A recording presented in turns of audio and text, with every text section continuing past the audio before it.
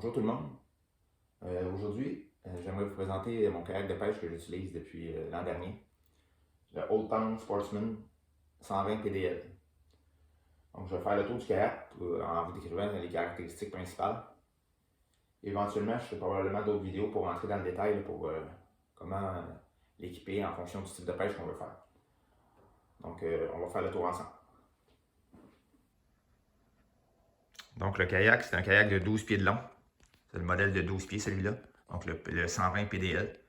Il se fait également en longueur de 10 pieds, à pédalier également. C'est un 12 pieds de long, il fait 36 pouces de large.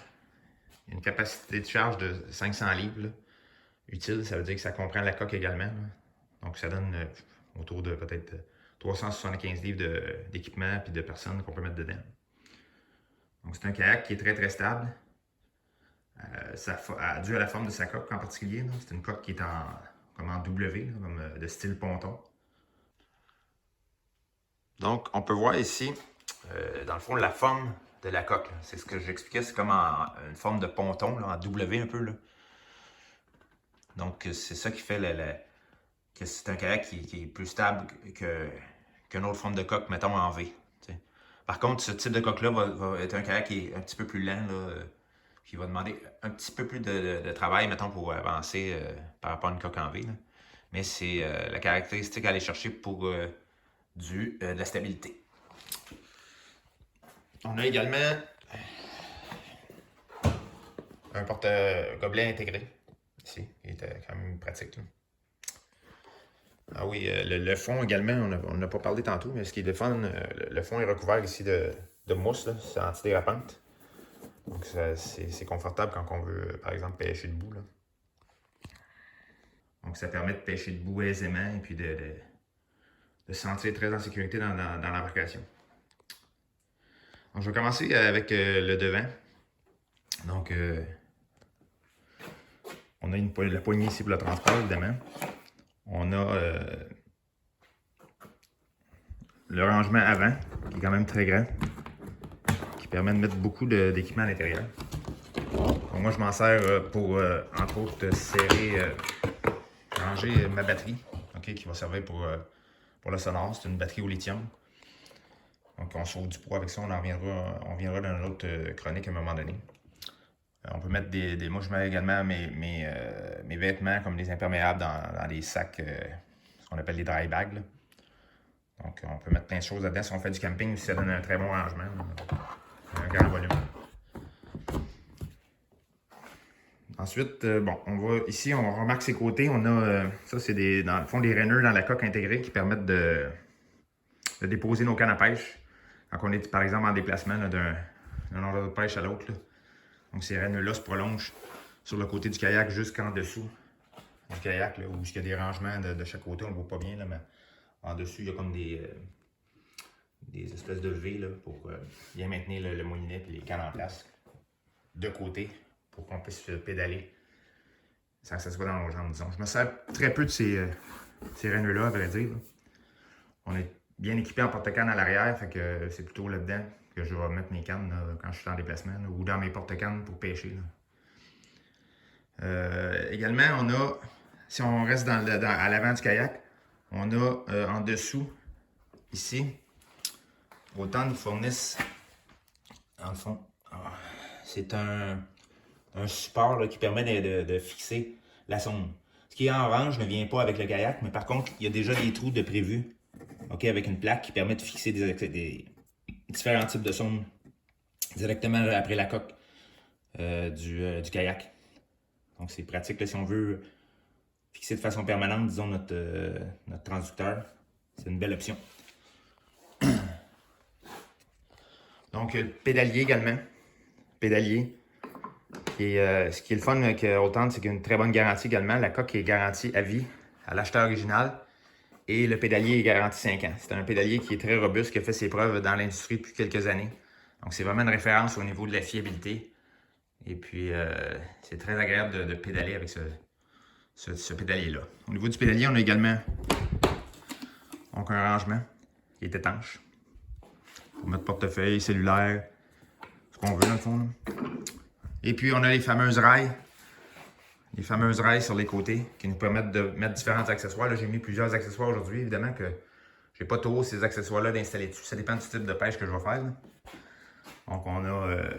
ça permet également d'installer les différents types de sonars qu'on voudrait, de différentes grosseurs de sonars qu'on voudrait. Donc, c'est les rails qui viennent de base avec le kayak. Les autres, tout ce qui est greffé après ça, c'est accessoires. Ça a été accessoirisé là, par la suite. Je reviendrai à tous ces accessoires-là éventuellement dans une autre chronique. Bon, on va y aller simplement aujourd'hui. Donc, il y a le siège qui est très confortable. J'en reviendrai également. Moi, j'ajoute un coussin dessus. On en reparlera un autre moment donné. Là. Mais c'est un siège qui est très confortable. Et puis, il peut être réglable. Donc, on peut l'avancer. Il y a comme des rails. Dépendamment de notre grandeur. Là. Donc, les rails ajustables ici. On avance, on recule. Et puis, ça fait très bien le travail. On a des pochettes de rangement sur les côtés. Chaque côté, on a une pochette de rangement. Encore là, moi, je mets les pinces à l'intérieur. Des fois, des sacs de leurre en plastique. Et puis, donc, on a des poignées également. Poignées de chaque côté. OK, qui peuvent servir à d'autres fins que justement simplement le transporter. Parce que moi, j'ai installé un système là, de l'autre côté. Je vais revenir avec ça une autre fois. Là. On peut rajouter des pièces. Il y a beaucoup de pièces, je dirais, aftermarket. Là. On peut personnaliser notre kayak. Donc, il y a des compagnies qui se spécialisent là-dedans pour produire des pièces. Donc, c'est ça qui est intéressant à Cold Towne, c'est qu'il y a beaucoup de pièces disponibles pour accessoiriser notre kayak par des compagnies indépendantes là, qui se spécialisent là-dedans à faire des pièces. Donc, entre autres, comme pour ici, j'ai ce qu'on appelle un seat riser, là, des élévateurs, des blocs élévateurs qui me permettent de soulever davantage mon banc pour être plus confortable. Donc, mais je rentrerai dans le détail une autre fois là-dessus. Donc, derrière, il y a beaucoup de place. OK? On voit que c'est quand même assez spacieux. Donc, moi, j'ai une glacière, mon crête, mes accessoires de pêche, puis j'ai même de la place pour mettre mon chariot à l'arrière. OK? Donc, c'est un grand bac, là, qui est quand même très spacieux. On a plusieurs porte-cannes intégrés également. Donc, on a celui-là. On a trois, en fait. Là. On a un ici, puis un autre derrière, puis un autre de l'autre côté. OK? Les deux en arrière pointent vers l'arrière. Et puis, celui-là ici, ce qui est intéressant, c'est qu'il pointe à l'avant. Donc, quand, par exemple, on prend un poisson, on peut déposer notre canne par ici rapidement, puis prendre le fil, puis vouloir décrocher notre poisson. Donc, c'est un accessoire qui est très, très pratique, ce porte-canne-là, qui pointe vers l'avant. Ici, on a le contrôle, dans le fond, de notre direction. C'est ce qui permet de tourner de gauche à droite. En fait, ce contrôle-là, il va contrôler la direction du gouvernail qui est ici à l'arrière. Donc, le gouvernail lui sert à nous diriger. Donc, c'est le contrôle qui est sur le côté gauche. Que je viens de vous montrer. On a un support à pagaie intégré également. Pratique. Il tient bien. Ça se défait d'une main, tu remets ta pagaie là.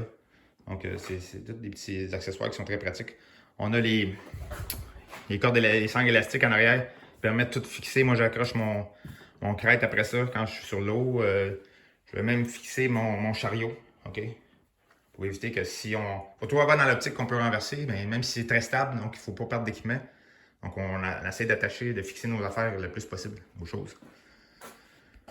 Donc, si je viens de l'autre côté, donc on a l'autre porte-canne que je vous parlais tantôt. Ici, c'est le fameux contrôle du gouvernail. Donc, cette manette-là permet donc, si je la lève puis je la baisse, ça va, dans le fond, activer le gouvernail en arrière ici.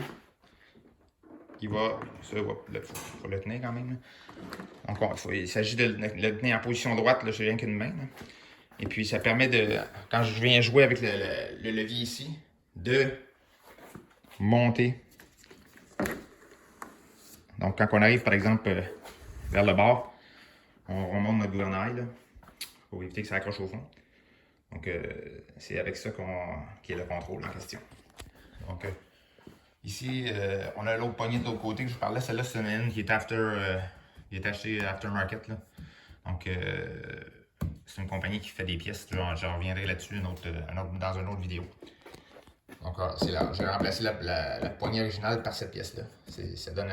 Ça permet de fixer un porte-canne supplémentaire ou un autre accessoire. Donc, oui, je reviens sur le pédalier.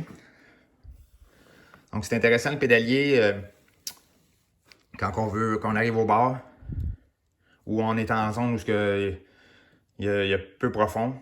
Donc, on le relève rapidement et puis ça permet de ne pas gratter au fond, hein, puis endommager l'équipement. Quoi, c'est très très résistant, là. C'est pas fragile du tout, là. Donc, ici, ça, c'est les pièces pour quand on le referme. Donc, on vient serrer le pédalier ici pour que le joint d'étanchéité vienne s'appuyer tout le tour. Là, ici, à l'arrière, on a... moi, j'ai fixé la pièce noire qu'on voit, c'est une pièce qui a été rajoutée, là, qu'une compagnie qui produit cette pièce-là. En fait, quand on achète le kayak, il y a déjà les 4 trous sont déjà filetés dans le kayak. Donc, j'ai pas rajouté de trous en mettant cette plaque-là. Ça permet d'éviter de percer le kayak un peu partout. Donc, à l'origine, cette base-là permet d'installer une ancre, un contrôle d'ancre. Il y a certaines ancres, un peu comme les bass boats, là. Les power poles, c'est sur les bass boats. Ici, on a des micro poles, des petites ancres qu'on peut installer, même avec contrôle électrique pour un kayak. Donc, ça peut être pratique, donc cette plaque-là, pour ajouter des équipements. Comme moi, j'ai mis ici un drapeau, là. Donc, j'ai mis le drapeau là, ça m'a évité de percer le kayak. Donc, j'ai cette planche-là pratique. Donc, concernant l'arrière, on a un point également là, qui est pratique, c'est les poignées intégrées dans le fond, dans la coque. Ici, on a de chaque côté, on a un espace pour mettre une main de chaque côté. Donc, ça nous donne, quand c'est le temps d'embarquer le kayak sur le porte-bagages, par exemple, là, ça donne une bonne prise là, stable en ayant les deux côtés. Là. Donc, c'est un autre qui est belle caractéristique, là, les poignées intégrées dans le fond, qui sont ici en arrière. Là.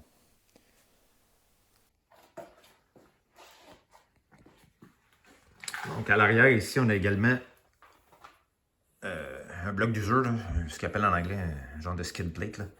Donc, ce bloc d'usure-là est enlevable. On peut le remplacer une fois qu'il va être usé. Là. Ça permet, c'est sûr que quand on va le prendre par le devant pour le soulever, mettons, ben, si c'est cette partie-là qui va user plutôt que notre coque. Là. Donc, c'est une belle caractéristique. Donc, si on vient pour les caractéristiques principales, donc au niveau du poids, c'est un kayak dans le fond qui pèse de mémoire 116 livres, je pense. Ouais. Et puis, donc au total, donc, je pense que c'est 6 livres pour le banc. Et puis le pédalier pèse 19 livres. Donc, on a une coque qui pèse à peu près 91 livres. Là. Donc, c'est sûr que c'est un kayak qui est lourd, mais son désavantage est un avantage en même temps. Donc, c'est ce qui fait sa stabilité. Puis la qualité est là aussi. C'est pour la lourdeur du produit, c'est l'épaisseur du plastique. Donc, c'est sûr que ça joue dans le poids.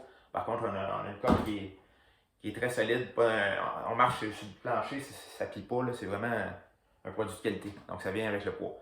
Et puis, une fois qu'on a tout enlevé l'équipement, le banc, le pédalier, ça se manipule quand même relativement bien. Quelqu'un qui est capable qui n'a pas de douleur chronique, ou on est capable de mettre ça. Puis c'est des techniques.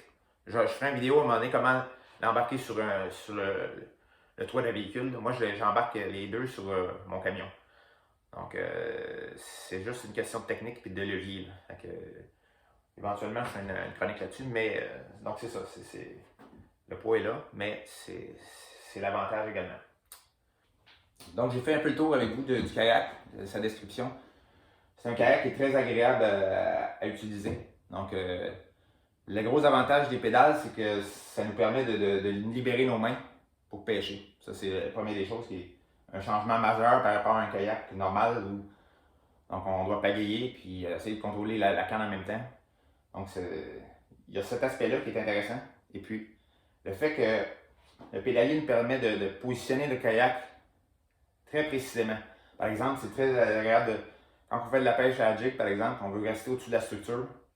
Donc, facilement, on peut Puis avec ce type de pédalier-là, donc on a un instant reverse, c'est reculant automatique, donc on n'a pas besoin d'embrayer quoi que ce soit. On pédale d'avant, ça avance, on pédale derrière, ça recule.